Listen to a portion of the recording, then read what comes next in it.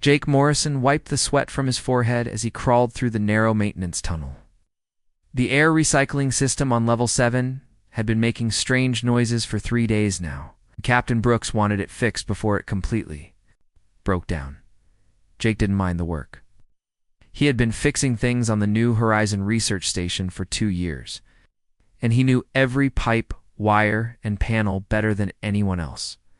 The research station floated in space around a huge gas giant, called Kepler-4 for 2b. It was humanity's farthest outpost. Almost 3 months away from Earth by the fastest ships. Most days were quiet, the science team studying the gas giant and its moons while Jake kept everything running smoothly. Jake reached the damaged air filter and pulled out his tools. The metal panel was stuck tight, probably warped from the temperature changes. Pushed his flashlight between his teeth and grabbed his crowbar. After a few minutes of prying, the panel finally came loose with a loud crack. But something was wrong. Behind the panel wasn't the air filter he expected. To find instead, there was another space, dark and much larger than it should be. Jake shined his light into the opening and saw smooth walls that definitely weren't part of the station's original design. Yeah, what the hell? Jake muttered around his flashlight. He squeezed through the opening and found himself in a small room he had never seen before. The walls were made of some kind of smooth, dark metal that seemed to absorb his flashlight beam. In the center of the room sat a large pod-shaped object, about the size of a bed, connected to several thin cables that disappeared into the walls. Jake approached the pod carefully. Through a transparent section on top, he could see someone inside. His heart started beating faster when he realized it wasn't human. The being inside the pod looked like a woman, but her skin had a light blue color that seemed to glow softly. Her hair was long and silver, and her face was beautiful, but clearly not human. She wore what looked like expensive clothes, though they were torn and damaged. Strange symbols were embroidered on the fabric in gold thread. Jake stepped back and nearly tripped over his own feet. In 28 years of life, he had never seen an alien before. Nobody had. Humanity had been looking for other intelligent life for decades. But this was the first real proof that they weren't alone in the universe. The pod was humming quietly, and lights blinked slowly along its sides. Whatever this thing was, it was keeping the alien woman alive. Jake could see her chest rising and falling slowly as she breathed. He fumbled for his radio with shaking hands. "Captain Brooks, this is Jake. I need you to come to maintenance level 7 right now." "Can it wait, Jake? I'm in the middle of a meeting with the science team." Jake looked at the sleeping alien woman again. Her face was peaceful, but he could see small cuts and bruises on her arms. Whatever had happened to her, it hadn't been good. "No, ma'am, it really can't wait. We're going to want to bring Dr. Martinez and Commander Clark with you." There was a pause. Captain Brooks had worked with Jake long enough to know he didn't panic easily. "Are you injured? Is there a hull breach?" "No, ma'am. I'm fine, and the station is fine. But I found something you need to see. Something big. On my way." Jake put his radio away and looked around the hidden room more carefully. How had this space been built without anyone knowing? The station had been constructed in Earth orbit before making the long journey to Kepler-4 for 2b. Every centimeter had been planned and measured. There shouldn't be any extra rooms, unless someone had added this room during the journey, which seemed impossible, or unless it had always been here, hidden so well that even the construction teams hadn't known about it. Jake noticed more details as his eyes adjusted to the dim light. The cables connected to the pod weren't like anything humans made. Were too smooth, too perfect. The metal walls had patterns carved into them that looked like writing, but not in any language Jake had ever seen. The alien woman stirred slightly in her pod, and Jake held his breath. Her eyes moved behind closed lids like she was dreaming. What was she dreaming about? Where had she come from? How long had she been here, sleeping in this hidden room while Jake walked past every day, never knowing she existed? Heavy footsteps echoed in the maintenance tunnel outside. Captain Brooks had arrived, and Jake's quiet life as a maintenance engineer was about to become much more complicated. The alien princess was about to wake up, and neither she nor Jake had any idea how much their unexpected meeting would change everything. Captain Lisa Brooks squeezed through the maintenance opening with Dr. Kevin Martinez and Commander Ryan Clark right behind her. She had expected to find a broken pipe or maybe a small fire. She had not expected to find Jake standing next to an alien life support pod in a room that shouldn't exist. Holy Mother of God. Dr. Martinez whispered as his flashlight beam fell on the sleeping alien woman. Is she real? Jake nodded. Found her about 10 minutes ago. The pod seems to be keeping her alive, but I don't know for how long. Commander Clark pulled out his weapon scanner and swept it over the pod. No dangerous radiation, no explosive materials detected. But this technology is way more advanced than anything we have. Captain Brooks activated her emergency communication device. All senior staff to my ready room immediately. Code 7 protocol. Code 7 meant possible alien contact.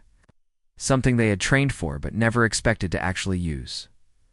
Dr. Martinez knelt beside the pod and studied the blinking lights.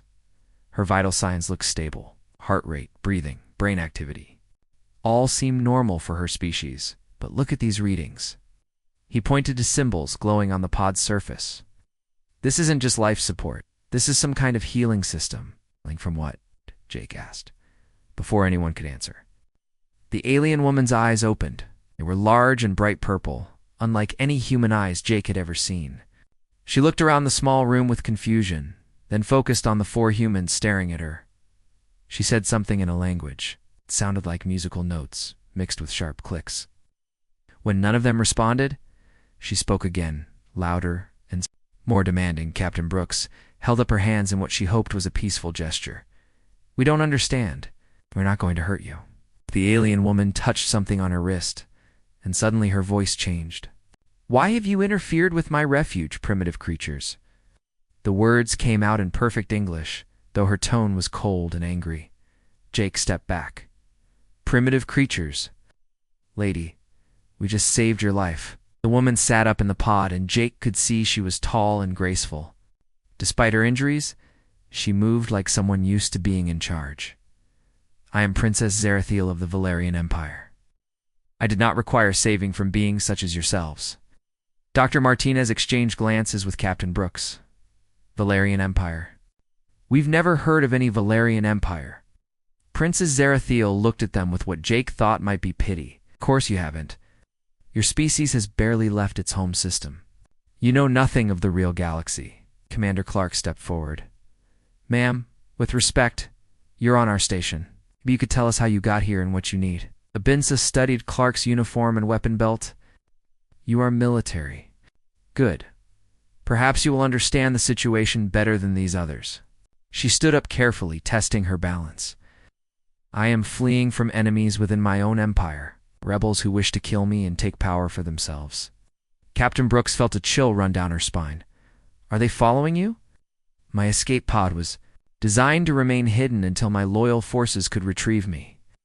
However, this human's discovery of my refuge chamber may have compromised the stealth systems. She looked at Jake with annoyance. Your interference was not anticipated. Jake felt his face getting hot. Sorry for doing my job and finding you before you died in there? The princess raised an eyebrow. Died. My pod could have sustained me. For several more months? Dr. Martinez checked his scanner again. Actually, your power levels are showing critical. You had maybe another week, tops. For the first time, Princess Zarathiel looked uncertain. She touched her wrist device and strange. Symbols appeared in the air above it. Her expression changed from confident to worried. This cannot be correct. My escape pod should have enough power for half a year. Commander Clark's radio crackled to life. Sir, long-range sensors are picking up multiple ships approaching our position. Unknown design, but they're big and they're moving fast. Princess Zarathiel went pale, which made her blue skin look almost gray. How long until they arrive? 6 hours, maybe 7. The princess closed her eyes and took a deep breath. They found me faster than I expected. These rebels are more resourceful than I gave them credit for. She looked at the 4 humans. You must leave this system immediately. When they discover I am here, they will destroy everything to eliminate witnesses. Captain Brooks crossed her arms. We don't abandon people who need help. That's not how humans work. Humans work by surviving, the princess replied sharply. You cannot fight the rebels. Their ships could turn this station into dust without effort. Jake looked at the princess, then at his captain. So what do we do? Captain Brooks was quiet for a moment, thinking. We follow protocol. We protect refugees, and we don't give in to threats. Yes. That's what makes us human. Princess Zarathiel stared at her in surprise. You would risk your lives for someone you just met, someone from a species you didn't even know existed? That's exactly what we'll do, Captain Brooks said firmly. For the first time since waking up, the alien princess looked truly shocked. The next few hours passed quickly as Captain Brooks prepared the station for what might be coming. Princess Zarathiel sat in the command center watching the human crew work with growing confusion. She had expected them to flee, or at least try to hide, but instead they were getting ready to fight. Your weapons are primitive, she told Captain Brooks, as Commander Clark ran weapon diagnostics. Your shields are weak. Why do you not run while you still can? Captain Brooks looked up from her tactical display. Because running away isn't always the right thing to do. Dr. Martinez was studying the princess's damaged escape pod with Jake's help. Jake, look at this power coupling. If we could connect it to our shield generators, we might be able to boost our defenses. Jake examined the alien technology. It was like nothing he had ever seen, but somehow he could understand how it worked. The connection points are different, but I think I could modify our systems to match. Princess Zarathiel walked over to them. You cannot simply connect Valerian technology to your crude systems. It requires precise calibration, or it will overload everything. Then help us, Jake said simply. Show us how to do it right. The princess stared at him. In her world, royal knowledge was never shared with lower classes, especially not with aliens. But these humans were risking their lives for her, something no one in her empire had ever done without expecting payment. Commander. Clark's voice came over the communication system. Captain, the ships are dropping out of hyperspace. Each about 5 times the size of our station. On the main screen, the rebel ships appeared like dark shadows against the gas giant. They were sleek and dangerous looking, covered in weapon ports and shield generators. A voice came through the communication system. Speaking in the same musical language Princess Zarathiel used, she translated for the humans. They demand that we surrender me immediately, or they will destroy the station and everyone on it. Captain Brooks activated the communication system. This is Captain Brooks of the Human Research Station New Horizon. We don't negotiate with threats. If you want to talk, we can do that peacefully. The alien voice responded angrily. Princess. Zarathiel looked surprised. They say they did not know humans were involved. They assumed this was a Valerian station. She paused, listening to more alien speech. Now they're demanding we surrender both me and any humans who have seen their ships. Why would they want us? Dr. Martinez asked. Because you are witnesses, the princess explained. The rebels cannot let word of their activities reach other parts of the galaxy. Jake looked up from where he was working on the shield modifications. So they're going to kill us just for being here? That is their way, Princess Zarathiel said quietly. In my empire, it is easier to eliminate problems than to solve them.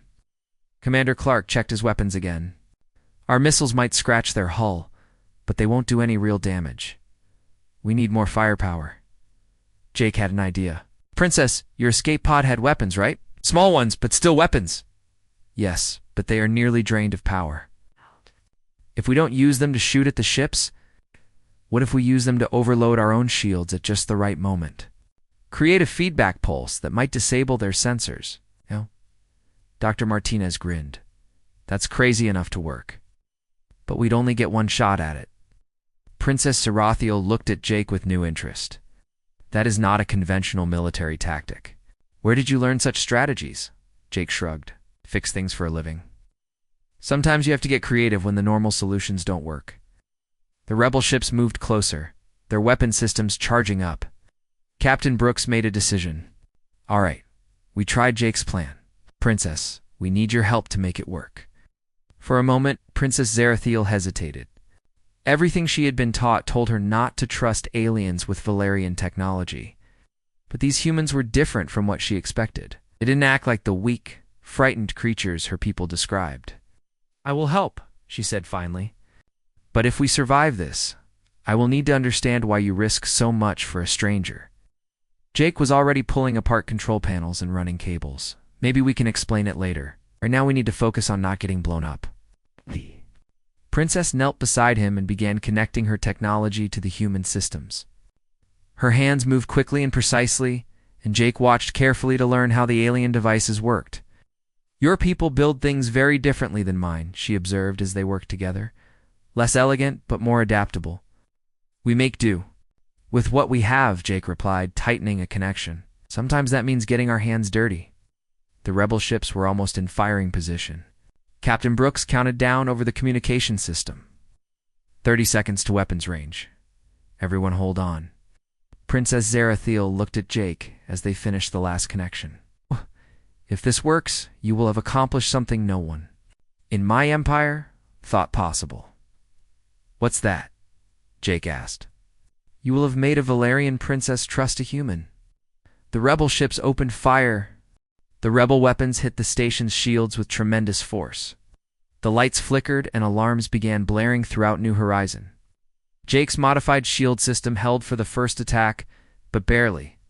It worked. Dr. Martinez shouted over the noise. The feedback pulse scrambled their targeting systems. Captain Brooks studied the tactical display, but it won't last long. They're already recalibrating their sensors. Commander Clark looked grim. "Our shields are down to 30% after just one attack. We can't take many more hits like that." Princess Zarathiel stood up quickly. "We need to move to a more secure location. Command center will be their primary target." Jake grabbed his toolkit and some emergency supplies. "The maintenance tunnels are the safest place on the station. They're reinforced and have multiple escape routes." Captain Brooks nodded. "Everyone to the lower levels. We'll coordinate from there." As they hurried through the corridors, another attack shook the station.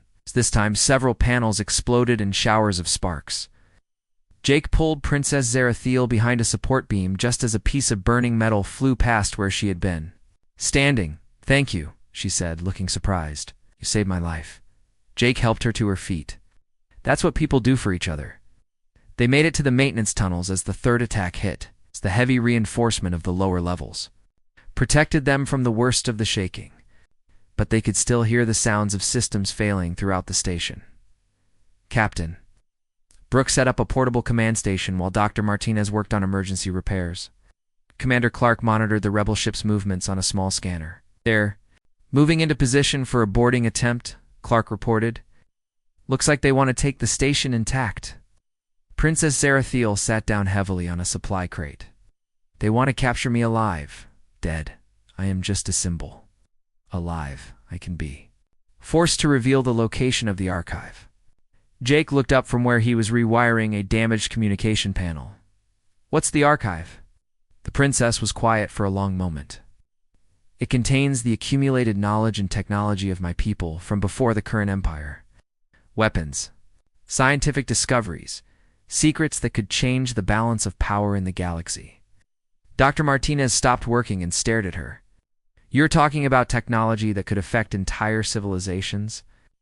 "Yes, the rebels believe they can use it to conquer other worlds and build a new empire with themselves as rulers. They are wrong, but they will destroy countless lives trying to prove it." Jake sat down across from her. "So why don't you just destroy this archive? It's so dangerous. Wouldn't that be better than letting the rebels get it?" Princess Zarathiel looked at him with amazement. "Destroy it? That knowledge represents thousands of years of my people's achievements. It would be like destroying the history of an entire civilization. But if keeping it safe means more people die, maybe it's worth the sacrifice," Jake said simply. The princess stared at him. In her world, preserving royal knowledge was more important than individual lives. But this human was suggesting the opposite, that individual lives mattered more than ancient wisdom. Captain Brooks looked up from her tactical display. "The rebels are launching boarding pods. They'll be here in 20 minutes.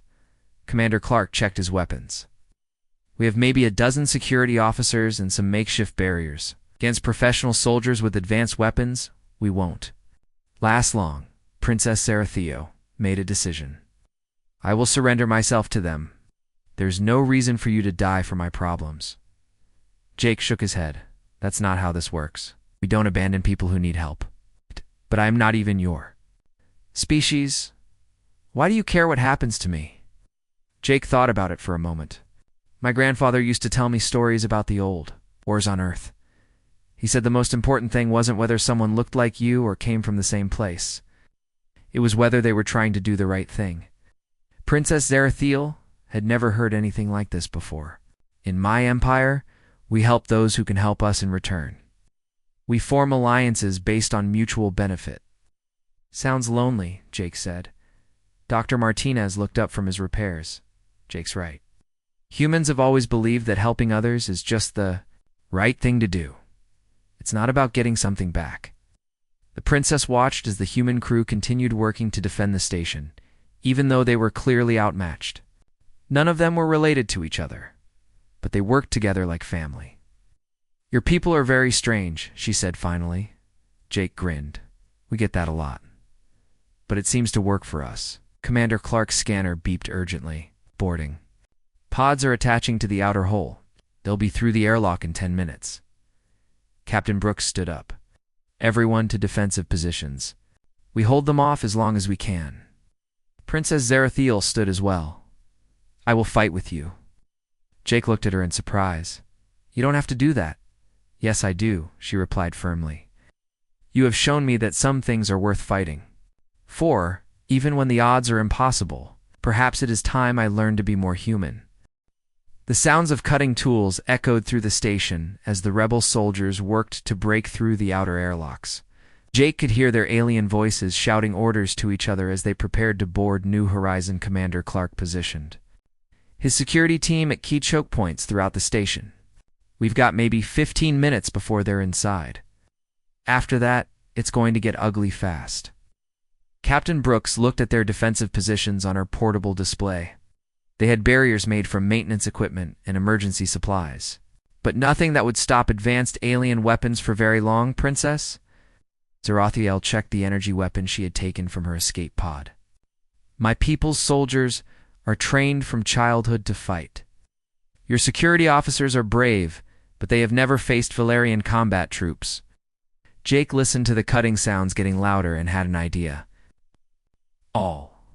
Everyone turned to look at him. Commander Clark raised an eyebrow. Come again? I mean, what if we make them think they don't want to fight us? Jake explained. Right now, they think we're just humans with primitive weapons hiding a princess. What if we change what they think? Dr. Martinez leaned forward. Have in mind? Jake started pacing, which he always did when he was thinking through a problem. Princess, you said the rebels want the archive, right? They need you alive to tell them where it is. Yes, but I will never tell them. But what if they thought you already told us? What if they believed that destroying this station would mean losing the only chance to get that information? Captain. Brooks caught on immediately. A bluff. Make them think we have something they need. Princess Zerathil looked confused. But we do not have anything. How can you convince them otherwise? Jay grinned. We fake it. Make them believe that. You've shared the archive location with our computers, or that you've taught Dr. Martinez how to access Valerian technology. Dr. Martinez nodded enthusiastically. I could create fake research data, make it look like I've been studying your technology for weeks instead of ours. Commander Clark was skeptical. Will they actually believe that? These aren't stupid people. They might, Princess Zerathil said slowly. The rebels are driven by greed and fear. If they think they might lose the archive forever, they will take risks they normally would not consider. Captain Brooks started working on her communication system. We'll need to make this convincing. Can you help us understand how Valerian technology works, Princess? Enough to sound believable? The princess hesitated. What you are asking goes against everything I was taught about protecting royal secrets. Jake looked at her seriously. Sometimes, doing the right thing means breaking the rules you grew up with. The cutting sounds stopped suddenly, and alien voices grew louder. The boarding was about to begin. Princess Zarathiel made her decision. Very well, but if this fails, we will all die together. She quickly explained some basic principles of Valerian technology, while Dr. Martinez recorded everything on his scanner. Jake helped by asking practical questions about how the systems connected to each other. The key thing, the princess explained, is that our technology requires bioneural compatibility. Oh. Most species cannot interface with it directly. Oh. Jake's eyes lit up. But what if humans could? What if we had some kind of rare brain pattern that worked with your tech? Dr. Martinez started creating fake data on his tablet. I could make it look like we discovered Jake has some kind of unique neural structure, something that lets him connect with Valerian systems. That is actually not impossible, Princess Zarathiel admitted. There are legends of other species who could use our ancient technology. The rebels would find such a discovery very believable. Commander Clark's radio crackled. Sir, they're through the first airlock, moving toward the main corridors. Captain Brooks activated the station's communication system and sent a message to the rebel ships. This is Captain Brooks. We need to discuss terms for a peaceful resolution. Response came quickly in accented English. You will surrender the princess immediately, or we will take her by force. That might be a problem, Captain Brooks replied calmly. Your princess has been very helpful in sharing information about Valerian technology. Our science team has made some remarkable discoveries. There was a long pause, and angry alien voices could be heard arguing in the background. Jake stepped up to the communication panel. This is Engineer Morrison. I've been working directly with the princess to understand your bioneural interfaces. Pretty amazing stuff. Never thought a human brain could connect with alien technology, but here we are. Princess Zarathiel looked impressed despite herself. Jake was a surprisingly good actor. Dr. Martinez added his voice. The applications are incredible. We've already begun downloading data from the princess's systems. Of course, if something happens to our research team, all of that information will be lost forever. The alien voice came back, much less confident than before. You are lying. Humans cannot interface with Valerian technology. Jake grinned at Princess Zarathiel. Want to bet on that? The princess smiled back, and for the first time since they met, it was a genuine smile of partnership rather than royal politeness. The rebel soldiers moved through the station corridors like deadly shadows. Jake could hear their heavy boots on the metal floors above as they searched for the human crew and their princess. The bluff had worked to some extent. The rebels had stopped shooting and started hunting instead. Princess Zarathiel connected her wrist device to one of Jake's portable scanners. We need to make this look real, she whispered. If they catch us faking the bioneural connection, they will kill everyone immediately. Jake watched as strange symbols appeared on his scanner screen. What are you doing? Creating a false interface. Log. It will show that you have been connected to Valerian systems for several hours. She looked at him seriously. But if they test this connection, you will need to play your part perfectly. Dr. Martinez was busy creating fake research files on his tablet. I'm making it look like we've been studying Valerian technology for weeks. Medical scans of Jake's brain, neural compatibility tests, the works. Captain Brooks monitored the rebels' movements through the station's internal cameras. They're being careful, searching room by room instead of rushing in. That's good. It means they believe our story, at least partly. Commander Clark positioned his remaining security officers at strategic points. If shooting starts, we won't last long, but we might be able to buy some time. Jake felt nervous as Princess Zarathiel attached several small devices to his head and hands. What happens if they want me to actually interface with their technology? You will need to. Trust me completely, she replied. I will guide the connection, but you must remain calm, no matter what you experience. The rebel soldiers were getting closer. Their alien voices echoed through the maintenance tunnels as they spread out to search the lower levels. Princess Zarathiel made a difficult decision. Jake, I need to tell you something important. The archive I mentioned, it is not just a collection of old knowledge. Jake looked at her while she continued attaching the interface devices. What do you mean? It contains the location of a weapon that could destroy entire star systems. The rebels believe they can control it, but they are wrong. No one should have that power. Dr. Martinez stopped working and stared at her. You're talking about a weapon that could kill billions of people. Yes. And now I am going to trust you with its location, because I believe humans might be the only species wise enough to ensure it is never used. Jake felt the weight of responsibility settle on his shoulders. Princess, I'm just a maintenance engineer. I fix air filters and power couplings. I'm not qualified to handle something like that. You're more qualified than you know, she replied gently. Your people have something mine lost long ago, the ability to choose what is right over what is easy. Heavy footsteps echoed in the tunnel outside their hiding spot. The rebels had found them. Captain Brooks spoke quietly into her radio. All stations, prepare for contact. Remember, we're scientists who made a breakthrough, not soldiers preparing for battle. The tunnel entrance exploded inward as rebel soldiers blasted through the emergency door. 6 figures in dark armor poured into the maintenance area, weapons raised and ready. The lead soldier spoke in accented English. Do not move. We will kill anyone who resists. Jake stepped forward with his hands raised, the interface devices still attached to his head. Take it easy. We're not soldiers. We're scientists. The rebel leader looked at Jake with interest. You are the human who claims to interface with Valerian technology. Claims? Jake tried to look offended. Lady, I've been connected to your princess's systems for the past 4 hours. My brain feels like it's been rewired. Princess Zerathiel played her part perfectly. I warned you that sharing our technology with primitive minds could be dangerous.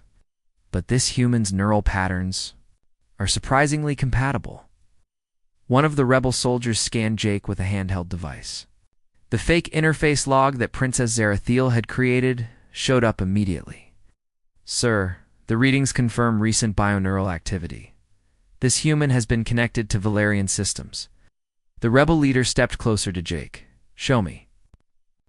Looked at Princess Zerathiel, who nodded slightly. She activated her wrist device, and suddenly Jake's mind was flooded with alien sensations. Colors he had never seen before, sounds that seemed to come from inside his skull, and a feeling of connection to systems throughout the station. But underneath it all, he could sense Princess Zerathiel guiding him, protecting his mind from the full force of the alien technology. Incredible, the rebel leader breathed. The neural compatibility is real. Jake fought to stay calm as information flowed through his mind. It's amazing what you can accomplish when you work together instead of just threatening people. Rebel leader ignored the comment and turned to his soldiers. Signal the ships. Tell them we need to revise our plans. This human may be more valuable than the princess herself. Princess Zerathiel and Jake exchanged glances. Their gambit was working, but it was also creating new dangers they hadn't expected. Captain Brooks stepped forward. If you want to study our research, you'll need our whole science team alive and unharmed. This kind of breakthrough requires careful documentation. The rebel leader considered this. Very well, but any attempt at deception will result in immediate execution. Hoped their luck would hold out long enough for help to arrive? Jake's head was still spinning from the alien technology connection when Commander Clark's emergency radio crackled to life. Multiple ships dropping out of hyperspace. Big ones. The rebel leader grabbed the radio and listened as his soldiers reported from their ships. His confident expression quickly changed to worry. Valerian Imperial fleet and human vessels. How is this possible? Princess Zerathiel smiled for the first time since the rebels had captured them. I told you my loyal forces would find me, and it appears they brought friends. Captain Brooks looked at her tactical display. How did human ships get here so fast? Dr. Martinez checked his communication equipment. The modified distress signal we sent out was much stronger than we thought. It reached human space and brought a response fleet. Through the station's communication system, they could hear the battle beginning outside. The rebel ships were caught between the Valerian Imperial fleet and 3 human destroyers that had been exploring nearby systems. The rebel leader pressed his weapon against Jake's head. Call off the attack, or this human dies. Jake stayed calm, remembering what Princess Zerathiel had taught him about Valerian technology. That would be a mistake. If you kill me, you lose the only person who can access the archive information. Still have the princess. Princess Zarathiel shook her head. The connection has changed me. Humans' neural patterns have altered my own biosignatures. I can no longer access the archive systems without him. It was a complete lie. But the rebels didn't know that. Jake was impressed by how well the princess had learned to think. Like a human, creatively and deceptively when necessary, the rebel leader's radio crackled with bad news. Sir, we're outnumbered 3-1. Imperial forces are demanding our surrender. Outside. The battle was turning against the rebels. The human ships were smaller than the Valerian vessels, but they were fast and unpredictable. The Imperial fleet was powerful and disciplined. Together, they made a formidable team. Jake had an idea. There's still a way out of this. For everyone. The rebel leader looked at him suspiciously. What do you mean? Is the archive weapon the princess told you about? What if it didn't have to be a weapon at all? What if that technology could be used to help people instead of destroying them? Princess Zarathiel caught on to Jake's plan immediately. The power source that drives the weapon could power entire worlds. The targeting systems could be used for construction instead of destruction. Dr. Martinez nodded enthusiastically. Imagine what we could build if human adaptability was combined with Valerian technology. Not for war, but for exploration and discovery. The rebel leader looked uncertain. You would share this technology freely? Captain Brooks stepped forward. That's what humans do. We believe knowledge belongs to everyone, not just the powerful. Through the communication system, they heard the voice of Admiral Peter Hayes from the human fleet. New Horizon, this is. Admiral Hayes, we're prepared to accept the surrender of the rebel vessels. At the same time, a Valerian voice spoke in the princess's language. She translated for the humans. Admiral Kothver of the Imperial fleet offers the rebels a choice: surrender and face trial, or be destroyed. The rebel leader looked around at his soldiers, then at the humans, then at Princess Zarathiel. We surrender. What happens to us? Princess Zarathiel thought carefully before answering. That depends on what you choose to do with the rest of your lives. The rebellion is over, but the galaxy still needs people who understand both technology and the desire for change. Jake understood what she was suggesting. It could help us figure out how to use Valerian technology for peaceful purposes. Work. With humans to explore new worlds and help people instead of conquering them, the rebel leader slowly lowered his weapon. You would trust us after we threatened to kill you? Everyone deserves a second chance, Jake said simply. That's another thing humans believe in. The rebel leader spoke into his radio in the Valerian language. Princess Zarathiel translated. He's ordering his ships to surrender. A few hours later, Jake stood in the station's observation deck with Princess Zarathiel. Watching the mixed fleet of human and Valerian ships, the rebels were being transferred to the Imperial vessels, but as prisoners, who would be given opportunities to prove their worth rather than simply executed. You have changed everything, the princess told Jake. The way my people think, the way we approach problems, even the way we treat our enemies. Jake looked at her curiously. Ah! What happens now? Princess Zarathiel smiled. Now I return to my empire to become the kind of ruler my people need.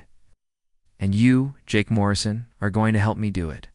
Me, I'm just a maintenance engineer. No, she said firmly. You are the first human ambassador to the Valerian Empire.